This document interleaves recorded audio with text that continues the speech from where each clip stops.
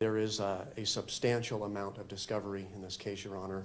It's voluminous, to say the least, and we're working on a process where we can exchange information as quickly as possible and be efficient in that process.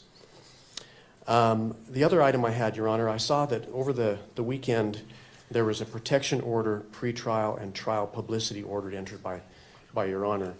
And I just was seeking some clarification. On page 2, at the end of the first paragraph, it reads, "To that end, lawyers participating in the investigation or litigation of this case shall inform all witnesses, investigators, consultants, staff members, or other members of the prosecution or defense teams that the prohibitions contained in this order."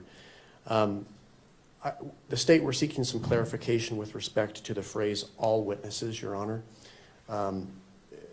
There are a number of witnesses that have yet to be identified that will likely be used in the state's case. This occurred in front of 2,000 to 3,000 students at Utah Valley University.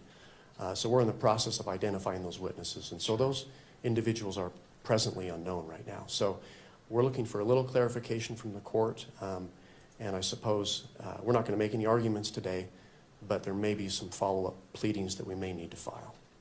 Thank you. Ms. Nestor, did you want to be heard about that issue? No, Your Honor, we would defer to whatever the court wants to advise them on that matter. I mean, I think it's fairly obvious that we don't know who all the witnesses are in this case yet. I think it's just important that if anyone is identified, that they have information about this order. So I think other than that, we wouldn't weigh in on any other matter.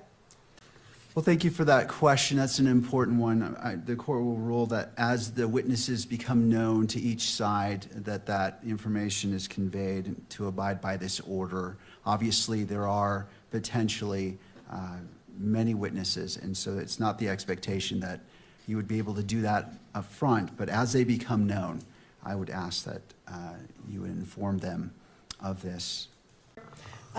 We recognize that we are here today for a waiver hearing. It is not our intent to waive a preliminary hearing in this matter. We are going to be seeking that one be set. However, based largely on what the state just referred to as far as the voluminous nature of the discovery materials, we do think it would be prudent to simply reset for another conference, another waiver hearing, a little bit down the road, where we have a better idea once we start seeing the discovery as it rolls in.